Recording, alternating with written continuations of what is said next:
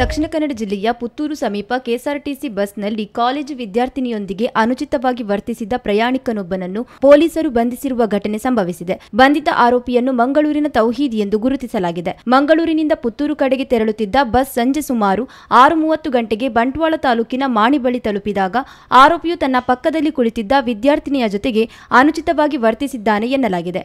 ಈ ವಿಚಾರವನ್ನು ವಿದ್ಯಾರ್ಥಿನಿ ತಂದೆಗೆ ಫೋನ್ ಮುಖಾಂತರ ತಿಳಿಸಿದ್ದು ಆರೋಪಿಯನ್ನು ಹಿಡಿದು ಪೊಲೀಸರಿಗೆ ಸಾರ್ವಜನಿಕರು ಒಪ್ಪಿಸಿದ್ದಾರೆ.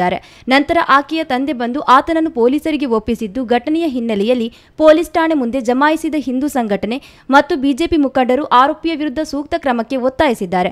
ಪುತ್ತೂರು ಪೊಲೀಸರು ಬಂಧಿಸಿ ಪ್ರಕರಣ ದಾಖಲಿಸಿಕೊಂಡು ತನಿಖೆಯನ್ನು ನಡೆಸುತ್ತಿದ್ದಾರೆ. ಇವತ್ತು ಮಂಗಳೂರಿನಿಂದ ನಮ್ಮೊಬ್ಬಳು ಹುಡುಗಿ ಮಂಗಳೂರು ಎಲೋಷಿಯಸ್ ಕಾಲೇಜ್ ಬಿಟ್ಟು ಬರ್ತಾ ಇರತಕ್ಕಂಥ ಸಂದರ್ಭ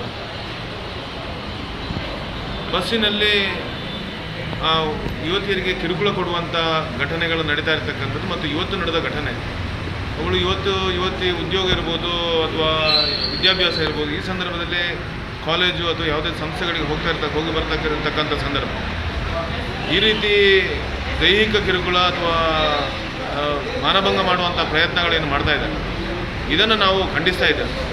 ಇವತ್ತು ನಮಗೆ ವಿಶ್ವಾಸ ಇದೆ ತಕ್ಷಣ ಅಂಥ ಆರೋಪಿಯನ್ನು ಬಂಧಿಸಿ ಇವತ್ತು ಪೊಲೀಸ್ ಇಲಾಖೆ ತಕ್ಷಣ ಬಂಧಿಸಿ ಅವರ ಮೇಲೆ ಕಾನೂನು ಕ್ರಮವನ್ನು ಕೈಗೊಳ್ಳುವಂಥ ಕೆಲಸವನ್ನು ಮಾಡಿದೆ. ಅದಕ್ಕೆ ಪೊಲೀಸರಿಗೆ ಮತ್ತು ಯಾರು ಅಲ್ಲಿ ಹಿಡಿದುಕೊಟ್ಟಿರ್ತಕ್ಕಂಥ ಸಾರ್ವಜನಿಕರು ನಾವು ವಿಶೇಷವಾಗಿರ್ತಕ್ಕಂಥ ಅಭಿನಂದನೆಯನ್ನು ಸಲ್ಲಿಸ್ತಾ ಇದ್ದಾರೆ.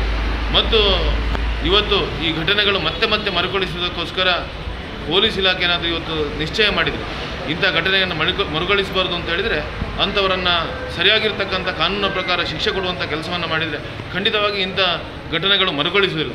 ಅದಕ್ಕೋಸ್ಕರ ಇವತ್ತೇನು ಮಾನಭಂಗ ಪ್ರಯತ್ನವನ್ನು ಏನು ಮಾಡಿದ್ದಾರೆ, ದೈಹಿಕ ಕಿರುಕುಳವನ್ನು ಏನು ಕೊಟ್ಟಿದ್ದಾರೆ, ಅದಕ್ಕೆ ಇವತ್ತು ಭಾರತೀಯ ದಂಡ ಸಂಹಿತೆ ಪ್ರಕಾರ ಯಾವ ಕಾನೂನನ್ನು ಹಾಕಿ ಅವರನ್ನು ಸರಿಯಾಗಿ ಶಿಕ್ಷಿಸುವಂಥ ಕೆಲಸವನ್ನು ಮಾಡಬೇಕು ಅಂತ ಮಾನ್ಯ ಠಾಣಾಧಿಕಾರಿಗಳಿಗೆ ಮತ್ತು ಪೊಲೀಸ್ ಇಲಾಖೆಗೆ ನಾವು ಆಗ್ರಹ ಮಾಡ್ತಾ ಇದ್ದೇವೆ.